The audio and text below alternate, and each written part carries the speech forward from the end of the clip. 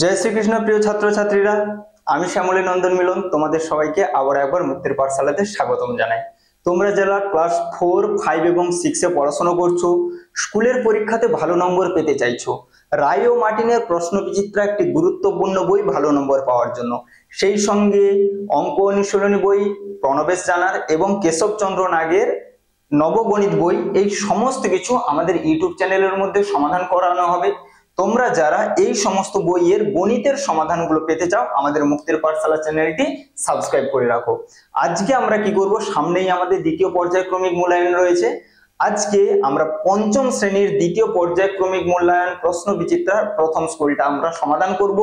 খুব ডিটেলসে বিস্তারিতভাবে আমরা শিখবো, একদম কনসেপ্ট ক্লিয়ার করে। সুন্দর করে ক্লাসগুলো দেখতে থাকো। যার যা কিছু জানানোর হবে কমেন্ট সেকশনে জানাবে, এবং তোমরা সমস্ত ক্লাসগুলো পাওয়ার জন্য ভিডিও ডেসক্রিপশন বক্সে এবং কমেন্টে আমাদের হোয়াটসঅ্যাপ গ্রুপের লিংক পেয়ে যাবে। সেই লিংকে ক্লিক করলে আমাদের হোয়াটসঅ্যাপ গ্রুপে তোমরা জয়েন হয়ে থাকবে। যখন যখন আমাদের ইউটিউবে যা কিছু ক্লাস দেওয়া হবে সেগুলো ওই গ্রুপের মধ্যে শেয়ার করা হবে, তোমরা খুব সহজেই ক্লাসগুলো পেয়ে যাবে। সেই সঙ্গে চ্যানেলটা সাবস্ক্রাইব করে রাখো সমস্ত ক্লাসগুলো পাওয়ার জন্য। চলো দেখো, প্রথম প্রশ্ন আমাদের কি বলা রয়েছে। দেখো, প্রথম প্রশ্ন আমাদের বলা রয়েছে শূন্যস্থান পূরণ করতে বলেছে। উপরে একটা সংখ্যা রয়েছে, নিচে একটা সংখ্যা রয়েছে, এবং সেই সংখ্যার কিছু অঙ্কগুলো আমাদের দেয়া নেই, সেই অঙ্কগুলো আমাদের বসাতে হবে। এটা একটু, এখানে এই অঙ্কটা সহজ বলেছে, একটু জটিলও করে দিতে পারে। কখন না, দেখো ওপরে বিয়োজন নিচে বিয়োজ্য দেয়া আছে, বিয়োগ ফল কিন্তু দেয়া নেই। তাহলে যখন আমাদেরকে নিচে আবার একটা বিয়োগ ফল দিয়ে দেবে এবং বিয়োগ ফলের কিছু অঙ্ক দেয়া থাকবে না, তখন অঙ্কটা একটু জটিল হয়ে যায়। এইখানের অঙ্কটা একদমই সহজ, নিজেদের মতো করে যে কোনো সংখ্যা ধরে বসিয়ে দিলেই আমাদের উত্তর হয়ে যাবে। তাহলে এই অঙ্কের নির্দিষ্ট কোনো সমাধান হবে না, তোমরা তোমাদের মতো যে কোনো অঙ্ক বসাতে পারো। তাহলে আমি চলে আসছি, কি কি লেখা রয়েছে। 4 রয়েছে, তারপরের ঘরে গ্যাপ রয়েছে, তারপরে আমাদের 3 রয়েছে, এরপরে আবার গ্যাপ দিয়ে এখানে 5 লেখা রয়েছে, এরপরে এখানে গ্যাপ রয়েছে, পরের ঘরটাতে 6 রয়েছে, এখানে 1 রয়েছে, পরের ঘরটাতে 0 রয়েছে। এই দুজনকে আমাদের কি করতে হবে, বিয়োগ করতে হবে। ঠিক আছে, আমি তাহলে কি করছি, এই ঘরগুলোতে তোমাদের যা খুশি ইচ্ছে সংখ্যা বসাবে, যেহেতু আমাদের বিয়োগ ফলটা দেওয়ার নেই। ঠিক আছে, আমি আমার মতো করে যে কোনো সংখ্যা বসিয়ে দিচ্ছি। যে কোনো সংখ্যা ভাববার কিছু নেই, আমি এখানে 3 বসিয়ে দিলাম, এখানে 4 বসিয়ে দিলাম, এখানে 7 বসিয়ে দিলাম। এবারে তাহলে এখানে বিয়োগ ফলটা করো। তাহলে 3 থেকে 7 বাদ দিলে, 3 থেকে 0 বাদ দিলে আমাদের হয়ে যাবে 0। আচ্ছা, এই ঘরটাতে ফাঁকা ছিল, এই ঘরগুলোতে তাহলে বসাও, নিচের ঘরগুলোতে বসানো হয়নি। এখানে আমি 1 বসিয়ে দিলাম, এখানেও আমি 1 বসিয়ে দিলাম, এই ঘরটা ফাঁকা ছিল, এখানেও আমি 1 বসিয়ে দিলাম। নিজের যা খুশি মতো, আমি 1 বসিয়েছি বলে তোমরা 1 বসাবে না, যা খুশি বসাতে পারো।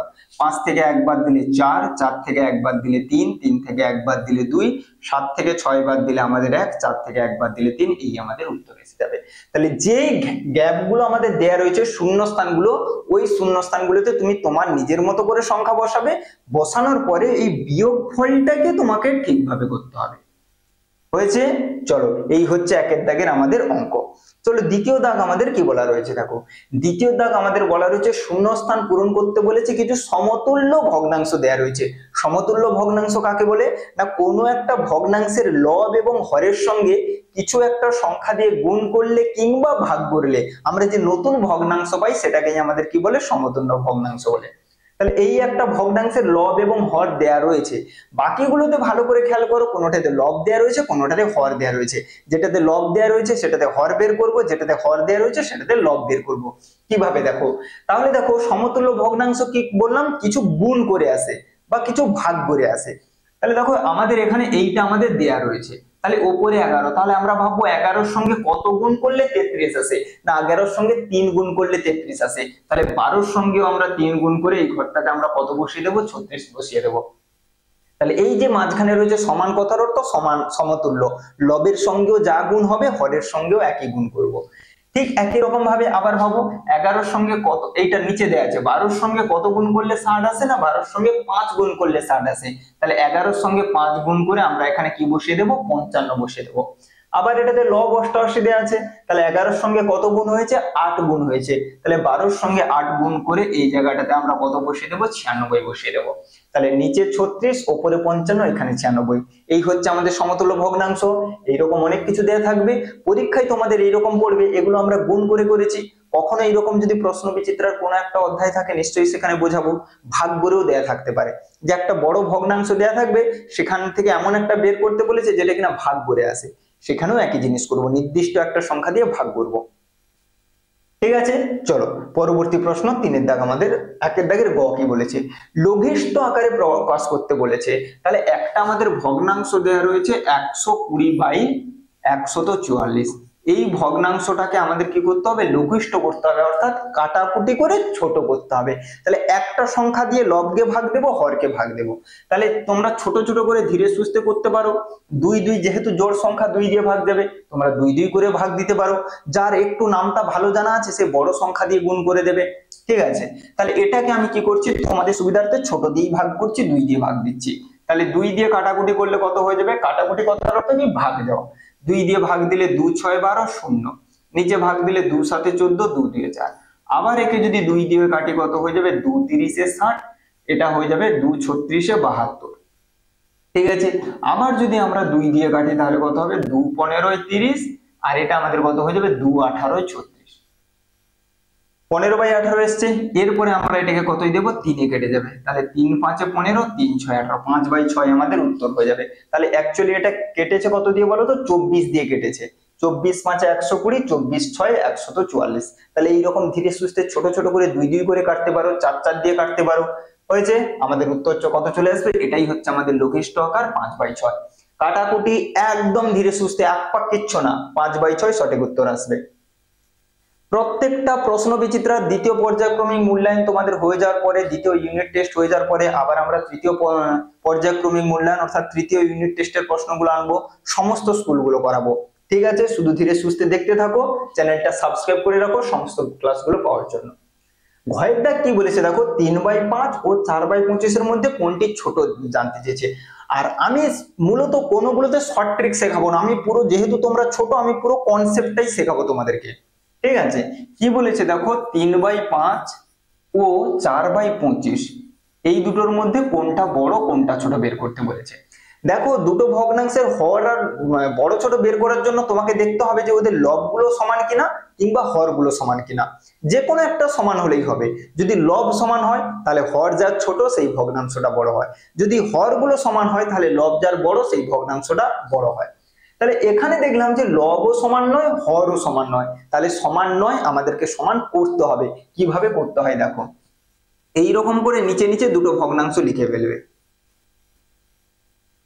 ঠিক আছে, লেখার পরে কি করবে? এই যে হর গুলো আছে না 5 আর 25, এইগুলোর তোমরা কি করবে? লসাগু করবে। আমরা এখন কি করতে চাইছি? হর গুলো সমান করতে চাইছি। হর কি করে সমান করতে হয়? লব গুলোর লসাগু করে। তাহলে লব গুলো নয়, হর গুলোর লসাগু করে। 5 আর 25 এর লসাগু দেবো, 5 একে 5, 5 5 25। তাহলে লসাগু আমাদের কত এসে যাবে দেখো? লসাগু আমাদের এসে যাবে কত? 25। এই যে লসাগুটা এলো এইখানে নিচে বসিয়ে দেবে। ঠিক আছে, এই যে লসাগুটা এলো এখানে নিচে বসিয়ে দেবে।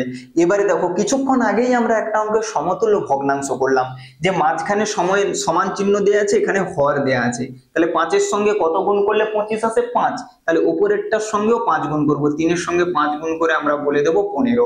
এখানে 25 এর সঙ্গে 1 গুণ করলে 25 আসে, তাহলে 4 এর সঙ্গেও 1 গুণ করে আমরা কত লিখবো? 4 লিখবো।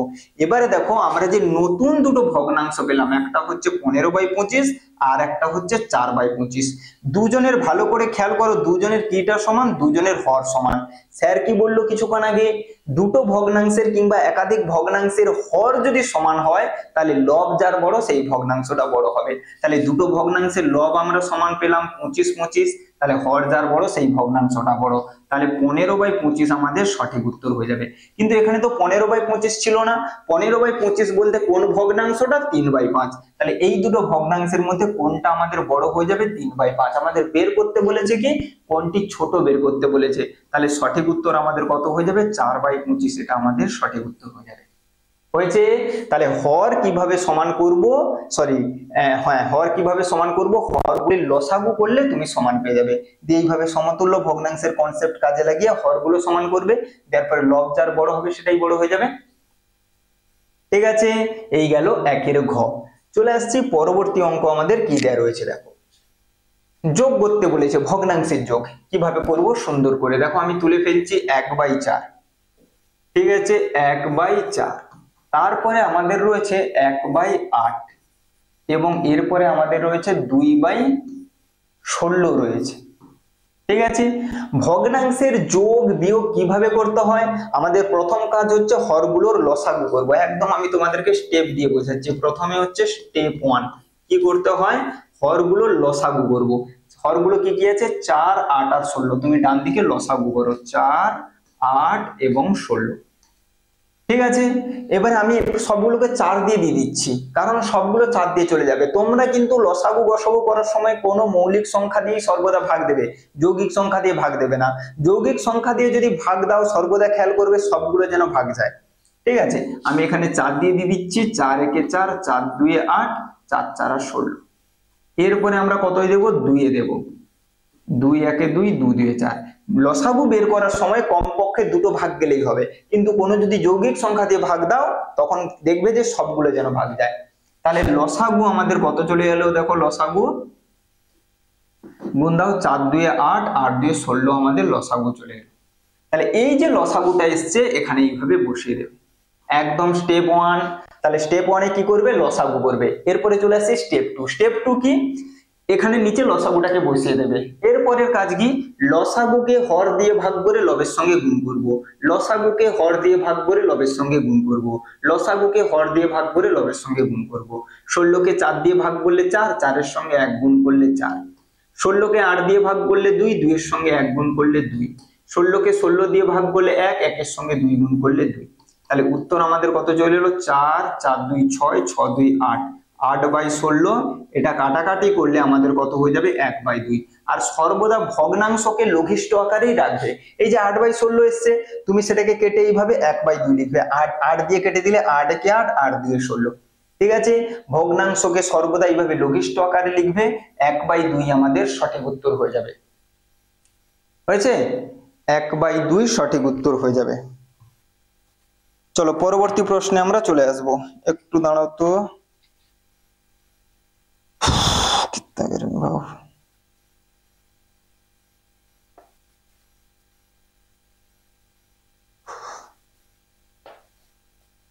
চলো পরবর্তী প্রশ্নে চলে আসো, আমাদের কি বলেছে, ছয়ের দাগ। চিত্রটির মধ্যে কয়টি ত্রিভুজ আছে জানতে চেয়েছে। একদম আপাত নয়, ধীরে সুস্থে খেয়াল করো। ত্রিভুজ মানে কি, তিনটি বাহু দ্বারা সীমাবদ্ধ জ্যামিতিক ক্ষেত্রকে আমাদের কি বলে, ত্রিভুজ বলে। তুমি দেখো এর মধ্যে কতগুলো এরকম রয়েছে, 3টা বাহু দিয়ে ত্রিভুজ পাবে। আমি একদম সুন্দর করে দেখাচ্ছি। এই যে একটা পেয়ে যাবে 1 নম্বর, আচ্ছা বাম দিকে একটা পেয়ে যাবে, এটা হচ্ছে 2 নম্বর, ডান দিকে একটা পেয়ে যাবে, এটা হচ্ছে 3 নম্বর, মাঝখানে একটা পেয়ে যাবে 4 নম্বর, 4টা। এই তাহলে 4টা হলো। বহু ছাত্রছাত্রী 4টা উত্তর করে দিয়ে চলে আসবে, কারণ এই তো দেখো 1টা 2টো 3টে 4টা। আরো একটা কিন্তু আমরা পাবো, আরো একটা কিন্তু আমরা পাবো কি, এই যে বড় করে যে ত্রিভুজটা, এটাও তো একটা ত্রিভুজ, একদম যে বড় ত্রিভুজটা এটাও তো একটা ত্রিভুজ। তাহলে ছোট ছোট আমরা 4টা ত্রিভুজ পাবো এবং বড় একটা ত্রিভুজ পাবো। তাহলে মোট কতগুলো ত্রিভুজ পাচ্ছি ওটাই আমাদের জানতে চেয়েছে। তাহলে মোট ত্রিভুজের সংখ্যা, চিত্রটির মধ্যে কয়টি ত্রিভুজ আমরা দেখতে পাচ্ছি, 5টি আমাদের সঠিক উত্তর হয়ে যাবে। ঠিক আছে, 5টা ত্রিভুজ আমরা পাবো, 5টা আমাদের সঠিক উত্তর হয়ে যাবে। চলো নেক্সট পরবর্তী প্রশ্নে চলে আসছি, কি বলেছে দেখো, 6এর দাগ। 9/7 একটি কি ভগ্নাংশ। তাহলে ভগ্নাংশ আমরা মূলত 3 প্রকারের শিখেছি, প্রকৃত ভগ্নাংশ, অপ্রকৃত ভগ্নাংশ এবং মিশ্র ভগ্নাংশ। আরো একটা ভগ্নাংশ হয় জটিল ভগ্নাংশ বলে। ঠিক আছে, তাহলে ভগ্নাংশে প্রকৃত, অপ্রকৃত, মিশ্র। প্রকৃত ভগ্নাংশ কি জানি না, যে ভগ্নাংশের লবটা বড় এবং হরটা ছোট, হরের তুলনায় লব ছোট, সেটাকে প্রকৃত ভগ্নাংশ বলে, প্রপার ফ্র্যাকশন। এটাকে আমাদের কি বলে, অপ্রকৃত ভগ্নাংশ, ইমপ্রপার ফ্র্যাকশন, যার লব বড় হর ছোট। ভগ্নাংশের উপরেরটাকে লব, নিচেরটাকে হর বলে। তাহলে লব বড় হর ছোট হলে সেটাকে আমাদের কি বলে, অপ্রকৃত ভগ্নাংশ বলে। তাহলে এটা আমাদের সঠিক উত্তর কি হয়ে যাবে, অপ্রকৃত। ঠিক আছে, ওখানে যেহেতু ভগ্নাংশ লেখা আছে তাহলে এই জায়গাটাতে আমরা কি লিখবো, অপ্রকৃত কথাটা লিখবো। তাহলে 9/7 একটি অপ্রকৃত ভগ্নাংশ। ঠিক আছে, ওর লব বড় হরের থেকে, 9/7 আমাদের সঠিক উত্তর হয়ে যাবে। নেক্সট প্রশ্ন আমাদের কি বলা আছে দেখো, 27/5 এটাও একটা অপ্রকৃত ভগ্নাংশ। দেখো লব বড় হর ছোট, তাহলে এই অপ্রকৃত ভগ্নাংশটাকে আমাদের কি করতে বলেছে দেখো বাবু, মিশ্র ভগ্নাংশ করতে বলেছে। তাহলে অপ্রকৃত ভগ্নাংশকে কিভাবে মিশ্র করতে হয় দেখো, অপ্রকৃত ভগ্নাংশকে মিশ্র করার জন্য কি করবে, এইভাবে ভাগ করবে, কত দিয়ে, লবকে হর দিয়ে ভাগ করবে। অপ্রকৃত ভগ্নাংশকে মিশ্র ভগ্নাংশ করতে হয় কিভাবে, লবকে হর দিয়ে ভাগ দেবে। ভাগ দাও 5×5 = 25, কত ভাগশেষ নামলো 2। এবারে লেখার টেকনিকটা শিখে নাও কিভাবে লিখতে হয়। ভাগফল যেটা আসে সেটাকে এইভাবে পূর্ণ সংখ্যায় লিখতে হয়। ঠিক আছে, ভাগশেষ যেটা আসে সেটাকে ওপরে লিখতে হয় ভগ্নাংশে, নিচে আমাদের কি লিখতে হয়, এই যে হরটা ছিল হর লিখতে পারো, বা এখানে ভাজক কথাটাও লিখতে পারো, যেটা খুশি। এই হচ্ছে আমাদের উত্তর আসবে। তাহলে কি লিখতে হয়, ভাগফল, ভাগফল কত এসছে 5, ভাগশেষ কত এসছে 2, ভাজকটা আমাদের কত 5, এই আমাদের উত্তর হয়ে যাবে 5 পূর্ণ 2/5। তাহলে যে কোনো ভগ্নাংশকে মিশ্র ভগ্নাংশ, যে কোনো অপ্রকৃত ভগ্নাংশকে মিশ্র ভগ্নাংশ করবে কিভাবে, ভাগ করে দেবে, দেওয়ার পর ভাগফল যেটা পাবে এইভাবে পূর্ণ সংখ্যায় লিখে ফেলবে, ভাগশেষ যেটা পাবে সেটাকে লবে লিখবে, আর যেটা দিয়ে ভাগ করছে অর্থাৎ এখানে যেটা হর ছিল ওটাই এখানে বসে যাবে। 5 পূর্ণ 2/5 আমাদের সঠিক উত্তর হয়ে যাবে, মিশ্র করতে বলেছে। ঠিক আছে, চলো নেক্সট পরবর্তী প্রশ্নে আমরা চলে আসবো। কোন বর্গক্ষেত্রের পরিসীমা 40 মিটার হলে বাহুর দৈর্ঘ্য কত? তাহলে পরিসীমা থেকে বর্গক্ষেত্রের বাহু বের করতে বলেছে। ঠিক আছে, এই হচ্ছে আমাদের কি একটা বর্গক্ষেত্র। বর্গক্ষেত্র আমরা কি জানি না, যে চতুর্ভুজের 4টি বাহুর দৈর্ঘ্য সমান এবং কোণগুলো 90 ডিগ্রি, এইগুলোকে হচ্ছে কোণ বলা হয়। ঠিক আছে, এইগুলোকে হচ্ছে কোণ বলা হয়, এই কোণগুলো 90 ডিগ্রি করে তাদেরকে বর্গক্ষেত্র বলবো। তাহলে এর কি দিয়েছে, পরিসীমা। পরিসীমা মানে কি, এই জায়গা থেকে শুরু করে এই যে শুধুমাত্র ধারগুলোকে যোগফলকে আমাদের কি বলে, পরিসীমা বলে। পরিসীমা কাকে বলে না, যে কোনো জ্যামিতিক চিত্রের ধারগুলোর সীমাগুলোর যোগফলকে আমাদের কি বলে, পরিসীমা বলে। সেই পরিসীমাটা আমাদের কত বলে দেওয়া রয়েছে দেখো, 40 মিটার বলে দেওয়া রয়েছে। আমাদেরকে কি বের করতে বলেছে, এই বর্গক্ষেত্রের প্রত্যেকটা বাহুর দৈর্ঘ্য বের করতে বলেছে। বর্গক্ষেত্রের 4টা বাহুর দৈর্ঘ্যই সমান হয়, তাহলে বর্গক্ষেত্রের বাহু কিভাবে বের করতে হয় না, পরিসীমাকে 4 দিয়ে ভাগ করলে বর্গক্ষেত্রের বাহু আসে। বর্গক্ষেত্রের পরিসীমা দেয়া থাকলে সেই পরিসীমাকে 4 দিয়ে ভাগ করবে, কারণ এর 4টা বাহুর দৈর্ঘ্য সমান, তাই পরিসীমাকে 4 দিয়ে ভাগ করলে আমরা কি পেয়ে, আচ্ছা 4টা ইংরেজিতে লেখা হয়ে গেছে, 40 কে আমরা কি করব, 4 দিয়ে ভাগ করে দেব, 10 মিটার আমাদের উত্তর চলে আসবে। এটা একটা কিন্তু বড় সমস্যা। ঠিক আছে, বাংলা লিখতে লিখতে ইংরেজি হয়ে গেলে কোথাও সমস্যা হয়ে যাবে। তাহলে কোন বর্গক্ষেত্রের পরিসীমা 40 মিটার হলে আমাদের বাহুর দৈর্ঘ্য কত চলে আসবে, 40 কে 4 দিয়ে ভাগ করে আমরা উত্তর বলে দেব 10 মিটার, আমাদের সঠিক উত্তর হয়ে যাবে। সমস্ত জিনিসগুলো একদম ধীরে সুস্থে সুন্দরভাবে শেখাবো, প্রত্যেকটা ক্লাস শুধু তুমি দেখো, তারপরে পরীক্ষার যখন দিয়ে এসে বলবে যে হ্যাঁ তুমি পরীক্ষায় ফুল নাম্বার পেয়েছো কিনা। যদি পেয়ে থাকো তাহলে মুক্তির পাঠশালা থেকে যদি কিছু শিখে থাকো অবশ্যই স্যারকে জানাবে, কমেন্টে জানাবে স্যার ক্লাসগুলো করে সত্যি উপকৃত হয়েছে, আমি পরীক্ষাতে পুরো 100 এর 100 পেয়েছি, 20 এর 20, 30 এর 30 পেয়েছি, সর্বোপরি আমি অনেক কিছু শিখতে পেরেছি। ঠিক আছে, চলো পরবর্তী প্রশ্ন দেখো কি বলেছে, একটি বর্গাকার মাঠে 5ম শ্রেণীর ছাত্রদের বর্গাকারে সাজানো হয়েছে। এই যে শব্দটা তোমাকে বুঝতে হবে, বর্গাকারে সাজানো কথার অর্থ কি। বর্গাকারে সাজানো কথার অর্থ হচ্ছে যতগুলো সারি প্রতি সারিতে ততজন করেই দাঁড় করাবো। বর্গাকারে সাজানো কথার অর্থ গেছে যে আমি 3টা সারি করলাম তাহলে প্রত্যেক সারিতে 3 জন করে দাঁড় করাবো। আমি 5টা সারি করলাম, সারি বলতে কি আমি এইরকম করে দাঁড় করিয়েছি, তাহলে 3টা সারি করলাম, প্রত্যেক সারিতে আমি 3 জন করে দাঁড় করাবো। এইটাকে বলা হয় কি, বর্গাকারে দাঁড় করানো। বোঝা গেছে, একটি সারিতে 12 জন দাঁড়িয়ে আছে, তাহলে একটা সারিতে 12 জন দাঁড়িয়ে আছে কথার অর্থ কি, তাহলে ওখানে 12টা সারি আছে। স্যার এক্ষুনি বললো যে বর্গাকারে কথার অর্থ কি, যতগুলো সারি প্রত্যেক সারিতে ততজন করে দাঁড়াবে। তাহলে এখানে কতজন দাঁড়িয়েছে বলেছে, প্রত্যেক সারিতে 12 জন করে দাঁড়িয়েছে, তাহলে প্রত্যেক সারিতে 12 জন করে দাঁড়িয়ে আছে কথাটার অর্থ কি না, ওখানে 12টা সারি আছে, 12টা সারি আছে এবং প্রত্যেক সারিতে 12 জন করে দাঁড়িয়ে আছে, সেই জন্যই সেটাকে বলা হয় বর্গাকারে সাজানো। তাহলে মোট কতজন ছাত্র আছে, তাহলে কতগুলো সারি, সারি কতগুলো হয়ে যাবে, সারি আমাদের হচ্ছে 12টা, প্রত্যেক সারিতে কতজন করে দাঁড়িয়েছে, তাহলে মোট ছাত্র সংখ্যা বের করব। মোট ছাত্র সংখ্যা বের করব। তাহলে মোট ছাত্র সংখ্যা কি করে বের করতে হয়, সারির সংখ্যাকে প্রতি সারিতে যতজন আছে দিয়ে গুণ করে দিলে তুমি মোট ছাত্র সংখ্যা পেয়ে যাবে। এখানে জানতে চেয়েছি মোট ছাত্র সংখ্যা আমাদের কত হয়ে যাবে, 144 জন। তাহলে এই শব্দটার উপর ভিত্তি করে আমরা সারি সংখ্যা বের করলাম। কেন না, বর্গাকারে সাজানোর অর্থই হচ্ছে যতগুলো সারি প্রতি সারিতে ততজন করে দাঁড়াবে। তাহলে প্রতি সারিতে 12 জন করে দাঁড়িয়েছে মানেই আমি বলে দেবো ওখানে 12টা সারি আছে। বোঝা গেছে? তাহলে সারির সংখ্যাকে ছাত্রের সংখ্যা দিয়ে গুণ করলে তুমি উত্তর পেয়ে যাবে মোট ছাত্র সংখ্যা 144টি। ওকে, চলো নেক্সট পরবর্তী প্রশ্ন আমাদের কি আছে দেখো। আচ্ছা, একের ট কি বলেছে, 10টি সমান খোপকে এক ধরা হয়েছে। তাহলে একটি খোপের মান কত, 10টা খোপ সমান যদি এক হয় তাহলে একটা খোপ সমান কত, এগুলো ঐকিক নিয়মের অঙ্ক। কি বলেছে, 10টি খোপ, কি বলে দেওয়া রয়েছে বলতো, 10টি খোপ, সেই 10টি খোপ সমান কত, এক বলে দিয়েছে। 10টি খোপ সমান এক বলে দিয়েছে। তাহলে 10টি খোপ, এই যে বলেছে দেখো 10টি সমান খোপকে কত ধরা হয়েছে, এক ধরা হয়েছে। তাহলে একটি খোপের মান কত, তাহলে 10টি খোপের মান যদি এক হয় তাহলে একটি খোপের মান কত হয়ে যাবে গো, 1কে 10 দিয়ে ভাগ করে দেবো। আমাকে যদি বলে দুটো পেনের দাম 10 টাকা বা 5টা পেনের দাম 10 টাকা, তাহলে একটা পেনের দাম কি করে বের করতে হয় গো, এটা দিয়ে ভাগ করি, 10কে 5 দিয়ে ভাগ করি, এইটাকে এইটা দিয়ে ভাগ। এখানেও একই রকম, 10টার দাম যদি এটা হয়, একটার দাম কত হবে, 1কে, এইটাকে এইটা দিয়ে ভাগ করবো, 1কে 10 দিয়ে ভাগ করবো, এইটা আমাদের সঠিক উত্তর হয়ে যাবে। তাহলে 10টি খোপ সমান যদি এক হয়, একটি খোপ সমান কত হয়ে যাবে, 1/10 হয়ে যাবে, 1/10। হলো। চলো নেক্সট প্রশ্ন। কোন রকম গল্প, কোন রকম মোটিভেশন কিচ্ছু না, শুধুমাত্র পড়াশোনা হবে, শুধুমাত্র পড়াশোনা। হয়দার কি বলেছে, 6.30 টাকা সমান কত টাকা কত পয়সা। তাহলে আমরা জানি টাকা পয়সার অঙ্কে দশমিকের আগে যেটা থাকে সেটাই হয় টাকা, দশমিকের পরে যেটা থাকে সেটাই হয় পয়সা। তাহলে দশমিকের আগে কত রয়েছে, দশমিকের আগে 6 রয়েছে। তাহলে এখানে আমাদের কত টাকা হয়ে যাবে, এখানে আমাদের 6 টাকা হয়ে যাবে। টাকার পরে আমাদের কত আছে, 30, তাহলে পয়সাটা আমাদের কি হয়ে যাবে, পয়সা হয়ে যাবে। তাহলে 6 টাকা 30 পয়সা আমাদের সঠিক উত্তর হয়ে যাবে। হয়েছে, 6 টাকা 30 পয়সা আমাদের সঠিক উত্তর হয়ে যাবে। দশমিকের আগে যেটা আছে সেটাকে টাকা রাখবো, দশমিকের পরে যেটা আছে ওটা পয়সাতে থেকে যাবে, 6 টাকা 30 পয়সা। চলো নেক্সট প্রশ্ন দেখো।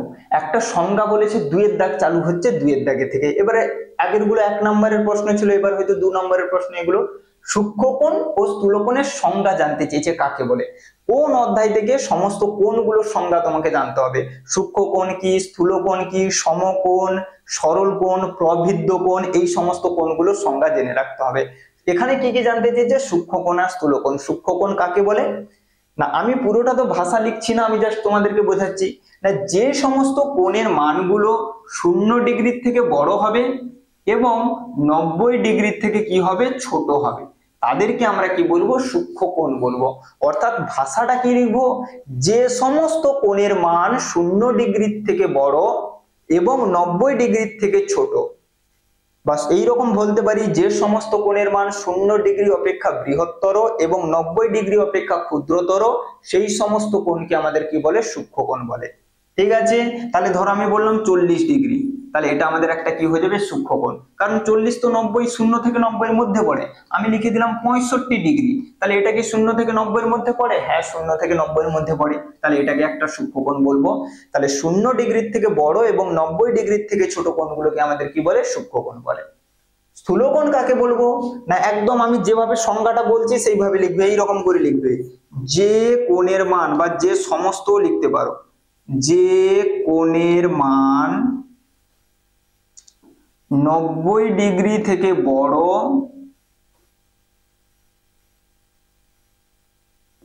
এবং 180 ডিগ্রি থেকে ছোট,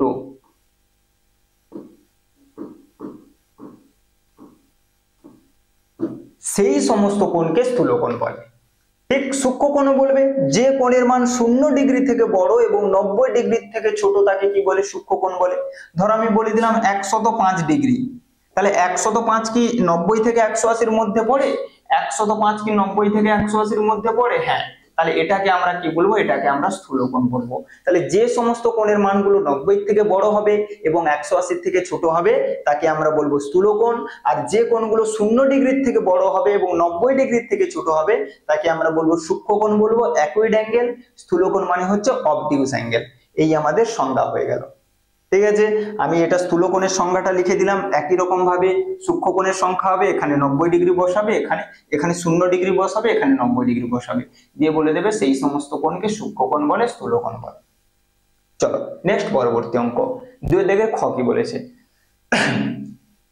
293 কে 1000 দিয়ে ভাগ করতে বলেছে। কি করতে বলেছে? 293 কে আমরা 1000 দিয়ে ভাগ করব। দেখো দশমিকের ভাগ কিভাবে করতে হয়, কত সহজ ভাবে।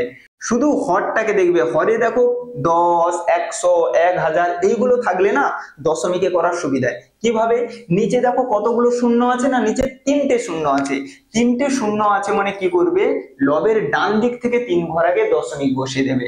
লবের ডান দিক থেকে 3 ঘর আগে দশমিক বসিয়ে দেবে। তাহলে লবে ছিল এটা, ডান দিক থেকে ক ঘর আগে, 3 ঘর আগে, 1 ঘর, 2 ঘর, 3 ঘর। এই আমাদের উত্তর হয়ে যাবে। ঠিক আছে, এই আমাদের উত্তর হয়ে যাবে। তাহলে উত্তরটা আমাদের কত হয়ে যাবে? 0.293। বোঝা গেছে? তোমরা চাইলে এইরকম করে ভাগ করেও করতে পারো, প্রয়োজন নেই এইরকম করে করবে। নিচে আমি একদম দরকার হলে তোমাদেরকে ভাগটাও দেখাচ্ছি। এইরকম করে ভাগ করে দেবে 293। তাহলে এখানে 3টা অঙ্ক, এখানে 4টা অঙ্ক, ভাগ যাবে না। তাহলে আমি কি করব, প্রথমেই দশমিক দিয়ে একটা শূন্য নিব, এবারে ভাগ দেব। 1000, 2 এ 2000, 9 নামলো, 3 নামলো, 0। একবার দশমিক দেয়া আছে মানে তুমি একটা শূন্য আবার পেয়ে যাবে। 1009 আমাদের কত হয়ে যায়? 9000। একবার দশমিক দেয়া হয়েছে মানে তুমি ওর জন্য প্রত্যেকবারে একটা করে চাইলে শূন্য নিতে পারবে।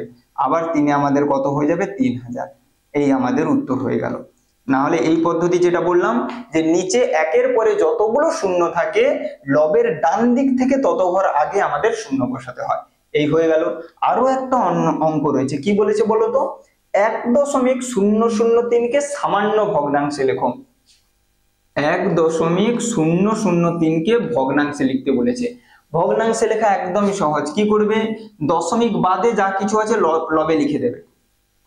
দশমিককে ঘাড় ধাক্কা দিয়ে ওখান থেকে বের করে দাও, বের করে দিলে যেটা হয় সেটাকে ওখানে লিখে দাও। তাহলে এখান থেকে যদি দশমিককে বাদ দিয়ে দিই 1003 থাকে, ওটাকে লবে লিখবে। তাহলে হরে কি লিখবে না, 1 লিখে দশমিকের ডান দিকে যতগুলো অঙ্ক আছে ততগুলো শূন্য লিখবে।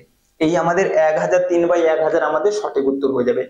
যদি এটা কাটাকুটি যায়, যখনই সামান্য ভগ্নাংশ করতে বলবে যদি কাটাকুটি যায় কাটাকুটি করবে, এটা যাবে না, এটা এইরকমই লিখে দেবো। ঠিক আছে, তাহলে আমাদের কত হয়ে যাবে, দশমিক বাদ দিয়ে যেটা হয় সেটাকে লবে লিখবো। হরে আমরা কি লিখবো, 1 লিখে দশমিকের ডান দিকে যতগুলো অঙ্ক ততগুলো শূন্য লিখবো। চলো নেক্সট পরবর্তী প্রশ্ন। দাগ, বড় থেকে ছোট সাজাতে বলেছে। কি কি রয়েছে আমি একবার এখানে লিখে দিচ্ছি। 0.273, এরপরে তোমার রয়েছে 0.732, এরপরে তোমার রয়েছে 0.37 এবং 2। দশমিকের বড় ছোট কি করে নির্ণয় করবে, একটা একটা করে অঙ্ক দেখবে, একটা একটা করে। কিভাবে দেখো, প্রথমে দেখো প্রত্যেকের দশমিকের আগে কি আছে, শূন্য আছে। তাহলে বুঝতে পারছি না কে বড় কে ছোট, প্রত্যেকের তো দশমিকের আগে শূন্য আছে, তাহলে আমাদেরকে যেতে হবে দশমিকের পরে। একটা একটা করে, কেউ এইভাবে দেখবে না 273, 372, 300, 732 এরকম দেখবে না, একটা একটা করে অঙ্ক দেখবে।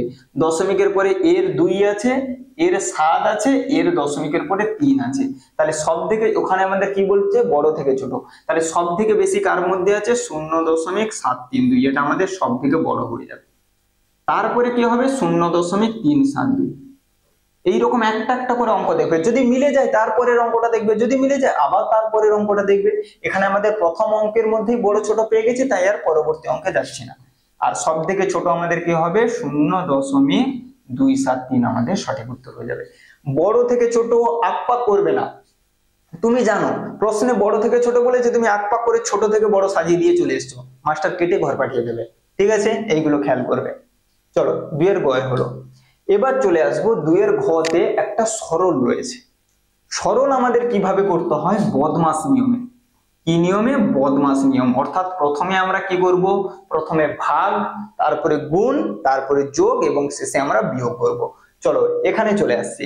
তাহলে প্রথমে দেখো প্রথম বন্ধনীর কাজ করব। তাহলে এখানে প্রথম বন্ধনী কোথায় আছে, এই যে প্রথম বন্ধনী কাজ আছে। তাহলে প্রথম বন্ধনী মানে ওটা হচ্ছে একটা দরজা, প্রথম বন্ধনী একটা দরজা, দ্বিতীয় বন্ধনী একটা দরজা, তৃতীয় বন্ধনী একটা দরজা। এই দরজাগুলোকে তালা দিয়ে আটকানো আছে, সেই তালা খুললে ওই দরজাগুলো খুলবে। তাহলে তালা মানে কি, এই যে যোগ বিয়োগ গুণ ভাগ এগুলোই হচ্ছে তালা। এই যোগ করে দিলে তালাটা খুলে যাবে, ভাগ করে দিলে তালাটা খুলে যাবে। তাহলে এই প্রথম বন্ধনী অর্থাৎ প্রথম দরজাটাকে আমরা খুলবো। দরজার মধ্যে কটা তালা লাগানো আছে, দুটো তালা, একটা যোগ আর একটা ভাগ। তাহলে দুটো তালা আমাদেরকে খুলতে হবে। কোন তালাটা প্রথম খুলবো, না ভাগের তালা আমাদের প্রথম খুলতে হয়। যোগ ভাগ গুণ এবং বিয়োগের মধ্যে কোনটা প্রথম হয়, ভাগ, তারপরে গুণ, তারপরে যোগ, তারপরে বিয়োগ। ঠিক আছে, তাহলে যেখানে যা আছে আমি লিখে দিচ্ছি, 6 ভাগ 1 যোগ 4 ভাগ। দেখো যেখানে যা দরজা, একদম আমি একটা বাড়িতে ঢুকছি, তাহলে বাড়িতে যখন ঢুকবো কি আমাদের মেন যে গেট আছে সেই গেটের তালাটা খুলতে হবে। আমাদের প্রথমে কি পড়ে, প্রথম গেট। তাহলে প্রথম গেটটা খুলবো, যেখানে যা আছে তাই লিখে দিচ্ছি। তাহলে দ্বিতীয় বন্ধনী ভাগ। এবারে প্রথম বন্ধনীর মধ্যে কি আছে, দুটো তালা আছে, প্রথম দরজাতে দুটো তালা লাগানো আছে। তাহলে প্রথমে আমরা কি করব, ভাগের তালাটা খুলবো। 4 কে 2 দিয়ে ভাগ করলে কত হবে, 4 কে 2 দিয়ে ভাগ করলে 2 হবে। সেই 2 এর সঙ্গে যদি 1 যোগ করি কত হবে, 3 হবে। আমি একসঙ্গে করে দিলাম, তোমরা চাইলে আলাদা আলাদা ভাবে করতে পারো। তাহলে 4 কে 2 দিয়ে ভাগ করলে 2, সেই 2 এর সঙ্গে 1 যোগ করলে কত হয়, 3। আমি এখানে নিয়ে এসে বসিয়ে দিলাম, ব্যাস আমাদের প্রথম দরজা খুলে গেল, তাই আর প্রথম বন্ধনী দিলাম না। চলো এবারে আমাদের বাড়িতে ঢুকতে আরো তো দরজা আছে, এবারে প্রথম দরজার পরে এবার আমরা দ্বিতীয় দরজাটাকে খুলবো। দ্বিতীয় দরজাতে যদি খেয়াল করো, এখানেও দেখো দুটো তালা লাগানো আছে, একটা হচ্ছে যোগের তালা আর একটা হচ্ছে ভাগের তালা। তাহলে এক্ষেত্রে আমাদের ভাগটা প্রথম হবে। তাহলে 3 আর 3 ভাগ করলে, 3 কে 3 দিয়ে ভাগ করলে কত হয় আমাদের 1। সেই 1 এর সঙ্গে 1 যোগ করলে আমাদের কত আসবে, 1 আসবে। ব্যাস, চলো এবারে চলে আসছি 6 ভাগ। তাহলে প্রথম দরজা খুলে গেল, দ্বিতীয় দরজা খুলে গেল, এবারে 3 নম্বর দরজাতে আসবো। 3 নম্বর দরজাতেও দুটো তালা লাগানো আছে, ঘরের মধ্যে খুব গুরুত্বপূর্ণ জিনিসপত্র আছে, তাই দুটো দুটো করে দরজা দেওয়া আছে, তালা দেওয়া আছে। তাহলে এখানেও ভাগ আছে আর যোগ আছে। তাহলে প্রথমে আমাদের ভাগ হবে, কাকে কত দিয়ে ভাগ করবো, 4 কে 1 দিয়ে ভাগ করবো। 4 কে 1 দিয়ে ভাগ করলে কত আসে, 4 আসে। 4 1 4। তাহলে 4 কে 1 দিয়ে ভাগ করলে আমাদের উত্তর কত আসবে, 4। সেই 4 এর সঙ্গে 1 যোগ করলে আমাদের কত আসবে, 5 আসবে। সেই 4 এর সঙ্গে 1 যোগ করলে আমাদের কত আসবে, 5 আসবে। আচ্ছা, উত্তর তো আমাদের 6/5 এসছে, আমার কোথাও ভুল হলো না তো? আমি প্রশ্নটা একটু দেখে নিই তো। কত দাগের প্রশ্নগুলো তো 2 এর ঘ, তোমাদের তো এরকম সাধারণত আসে না।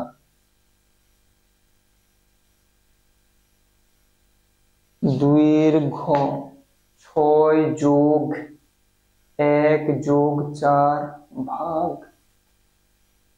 3 1 3 1।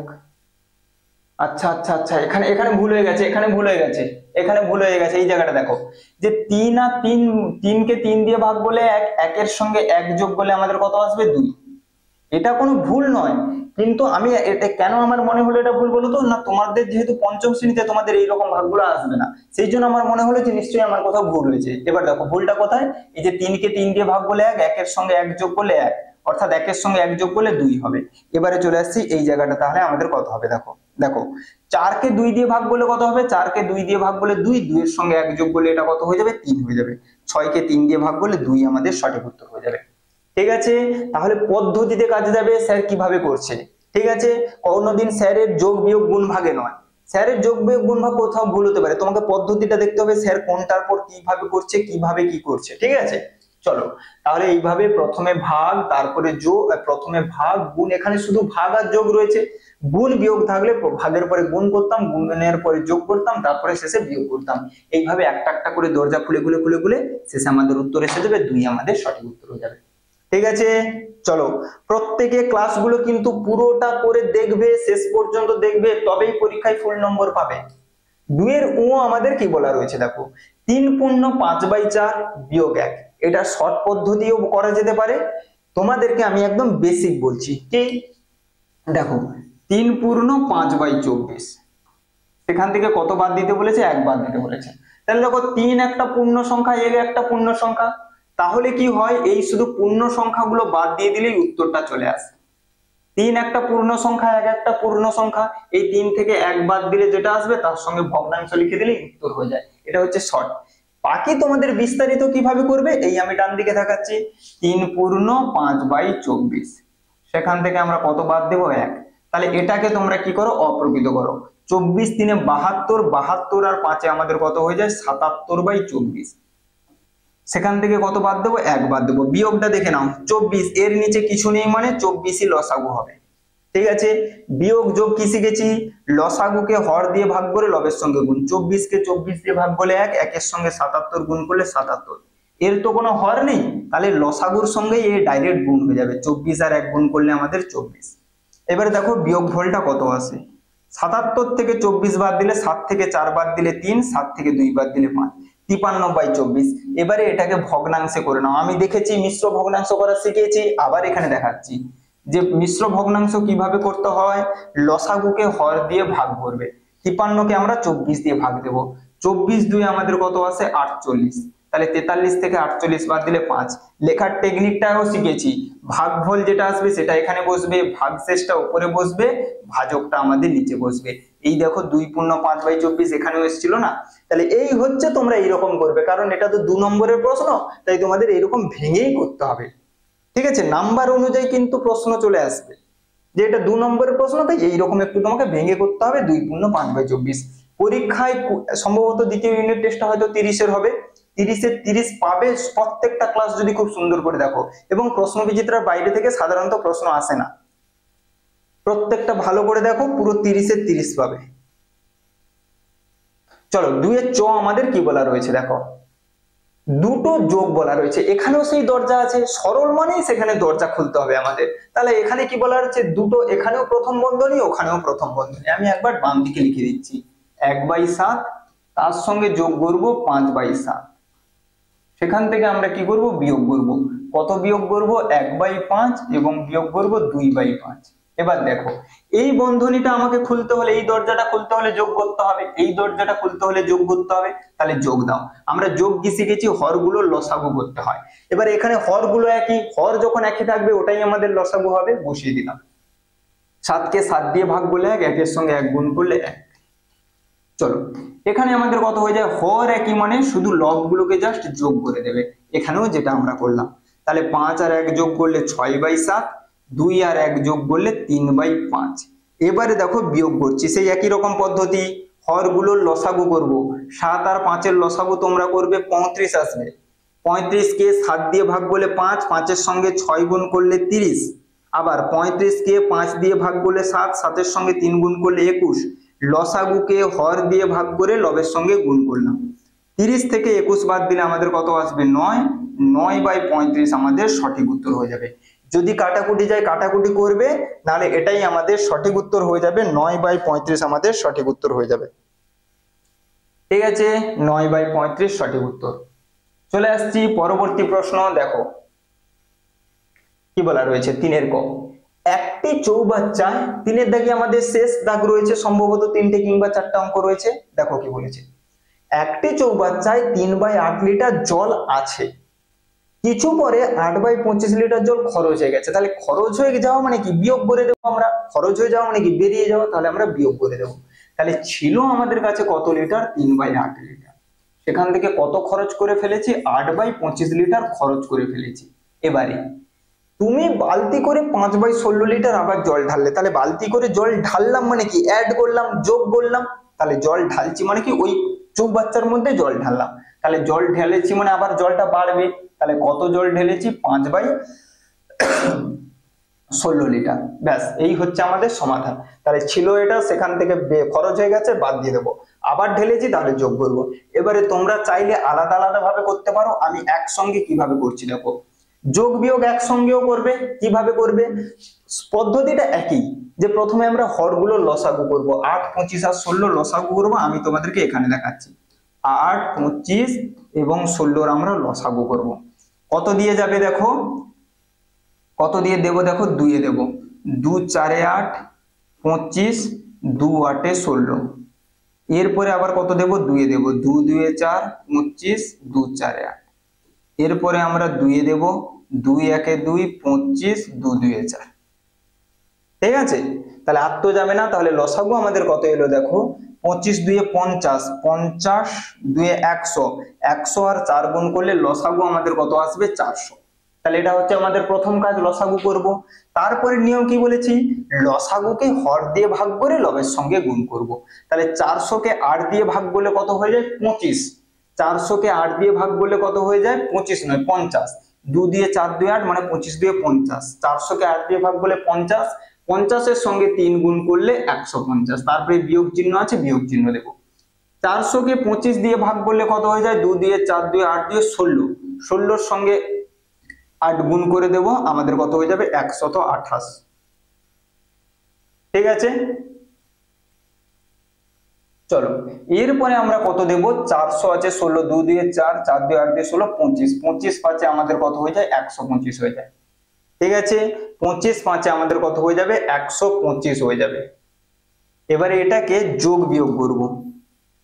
যোগ বিয়োগটা কিভাবে করতে হয় দেখো, তুমি চাইলে এই সংখ্যার সঙ্গে যোগ চিহ্নের সংখ্যাগুলোকে আগে যোগ করে তারপরে বিয়োগ চিহ্নের সংখ্যাটাকে বাদ দিতে পারো, না হলে কি করবে, এটা প্রথমে বিয়োগ আছে বিয়োগ করে তার সঙ্গে ওটা যোগ করে দিতে পারো। তাহলে 150 থেকে 128 বাদ দেবে তোমরা, আমি একটু করে দিচ্ছি। 150 থেকে 128 বাদ দিলে 22 হয়, সেই 22 এর সঙ্গে 125 যোগ করলে আমাদের কত হয়ে যাবে 5 2 7, 2 2 4 1, 147। এটা আর কাটাকাটি যাবে না, এটাই আমাদের সঠিক উত্তর আসবে। এটাই জানতে চেয়েছে, এখন চৌবাচ্চায় কত লিটার জল আছে জানতে চেয়েছে, 147/400 লিটার আমাদের কি হয়ে যাবে সঠিক উত্তর হয়ে যাবে।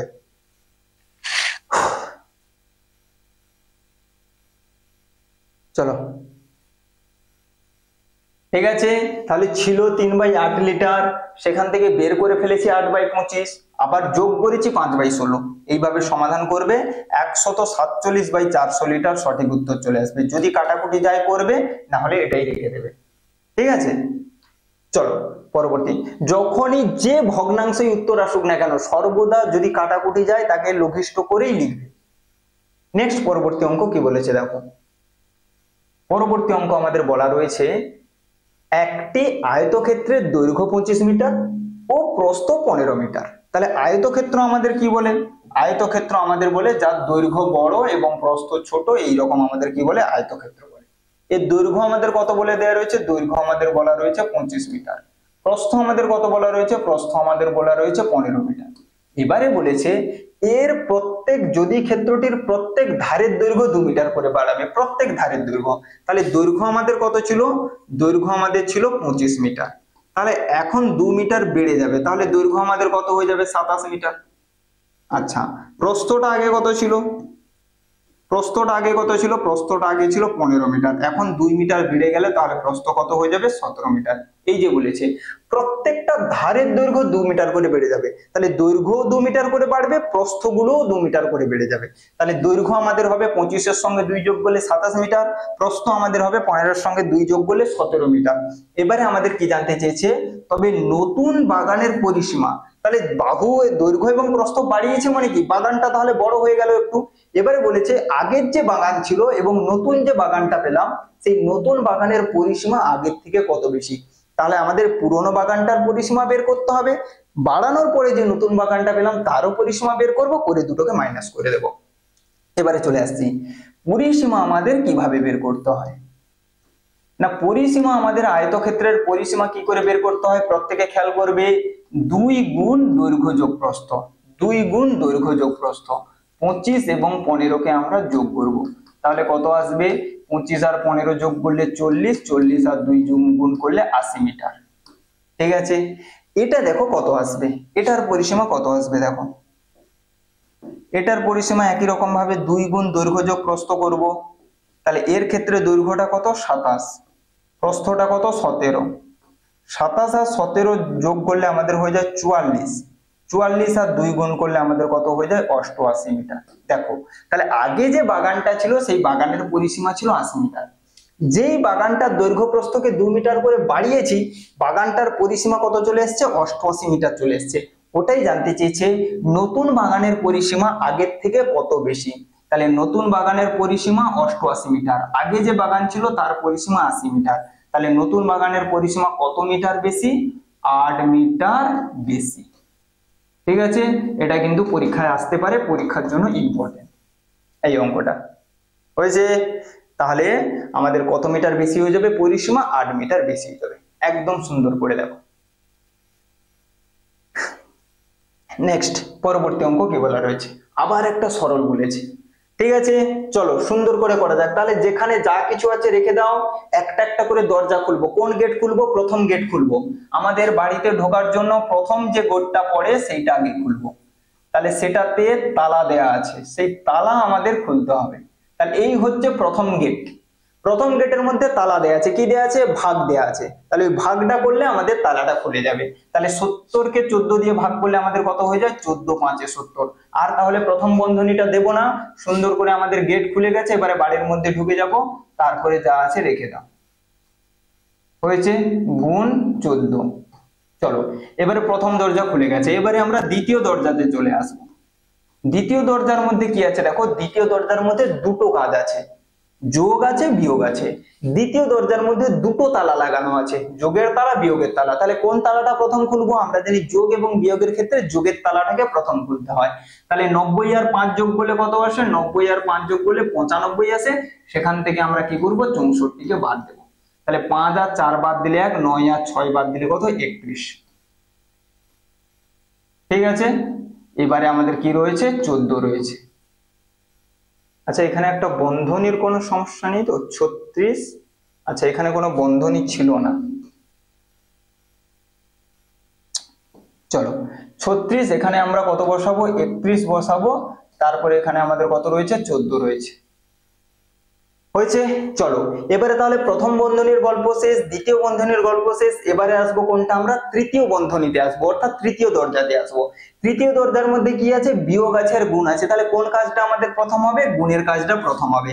তাহলে আমরা করব 720 বিয়োগ 36, এইটাকে গুণ করব। 31 আর 14, আমি ডান দিকে গুণ দেখাচ্ছি। 31 আর 14, তাহলে 14 একে 14 4, হাতে 1, 14 3 42, একে 43। ঠিক আছে, 14 একে 14 4, হাতে 1, 14 3 42, একে 43। তাহলে এটা গুণ করলে আমাদের কত আসবে? 434 আসবে। ঠিক আছে, দেখো অনেকের হয়তো ডাউট মনে হচ্ছে, আমি বলছি অনেকে ভুল করবে, এটা প্রথমে বিয়োগ করে দেবে। কেন বিয়োগ করে দেবে? যে 31 আর 14 গুণ করলে তো বড় হয়ে যায়, সেই জন্য কি করবে? 36 আর 31 বাদ দিয়ে দেবে। না, আমাদের তালা খুলবেই না, দরজা খুলবেই না। দরজা খুলবে না, তুমি ভুল চাবিটা গিয়েছো, আমি খুলবই না দরজার। তাহলে সঠিকটা কি করে খুলবে? না, তুমি যদি আগে গুণ করে তারপরে বিয়োগ করো, তাহলেই ওই দরজাটা খুলবে। ঠিক আছে, তাহলে 31 আর 14 আমাদের আগে গুণ করতে হবে, কারণ আমাদের নিয়ম বলে আগে গুণ তারপরে বিয়োগ। হয়েছে? তাহলে এটা আমাদের হলো। এবার অনেকের ডাউট আসবে কি, যে 434 থেকে তো 36 আমরা বাদ দিতে পারবো, তাহলে 36 থেকে 434 বাদ দেবো কিভাবে? কি না, আমরা জানি ছোট সংখ্যা থেকে বড় সংখ্যা বাদ দিলে উত্তরটা একই থাকে, শুধু চিহ্নটাকে মাইনাস করে দেবো। 434 থেকে 36 বাদ দিয়ে দেবো। 434 থেকে 36 বাদ দিলে আমাদের কত হয়? 14 থেকে 6 বাদ দিলে 8, এখানে থাকলো 2, 12 থেকে 3 বাদ দিলে 9, 398। তাহলে এই জায়গাটা খুব ভালো করে খেয়াল করো।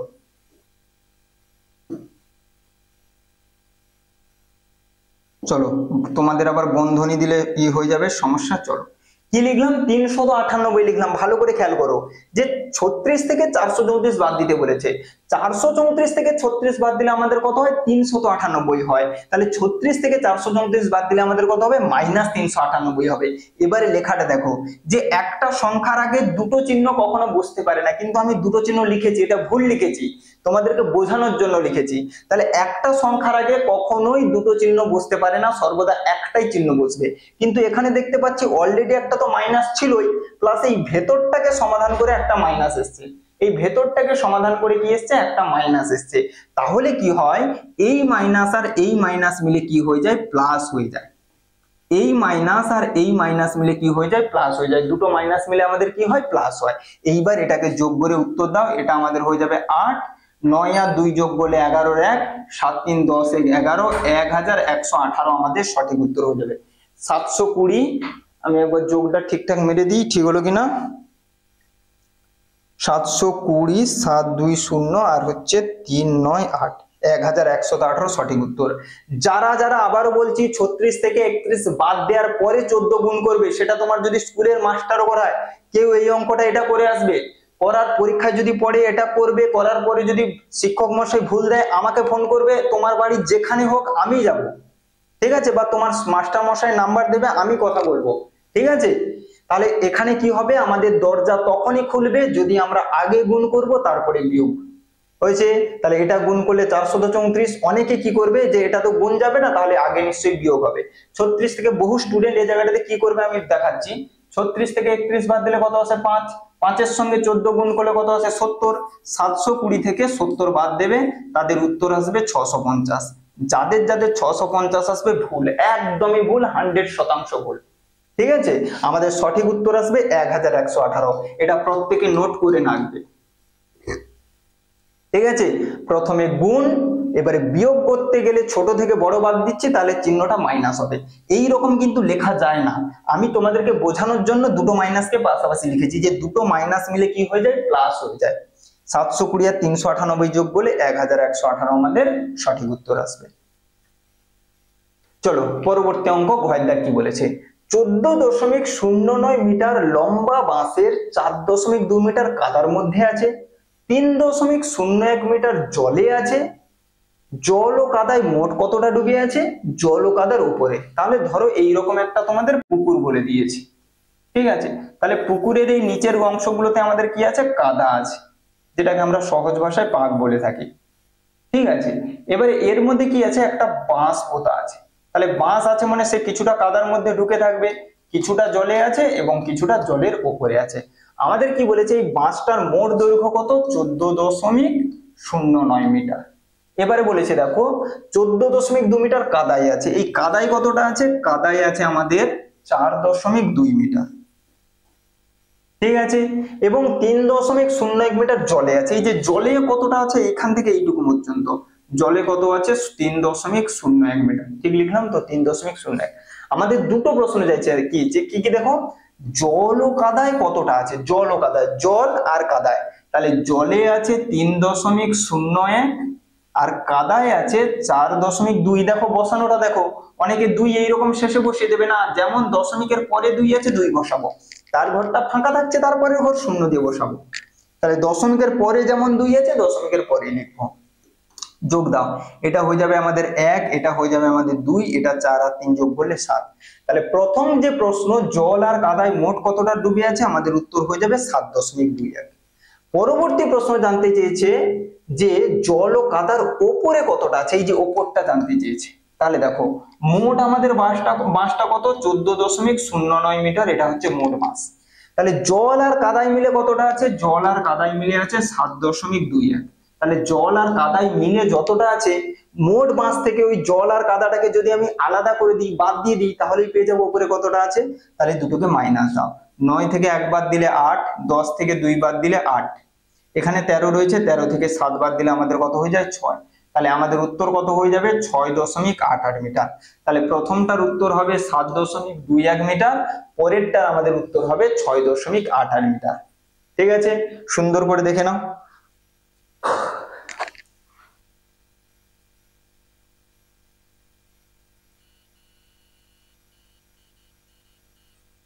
চলো নেক্সট প্রশ্নে চলে আসছে। ও আর প্রশ্ন নেই। তাহলে এই হচ্ছে আমাদের কি পঞ্চম শ্রেণীর প্রশ্ন বিচিত্রার দ্বিতীয় পর্যায়ক্রমিক মূল্যায়নের প্রথম স্কুল। প্রত্যেকটা স্কুল করাবো খুব সুন্দর করে, পরীক্ষায় পুরো নাম্বার পাওয়ানোর দায়িত্ব আমাদের, শুধু সঠিকভাবে পড়ার দায়িত্ব তোমার। প্রত্যেকটা অঙ্ক খুব সুন্দর করে বোঝাবো, ঠিক আছে।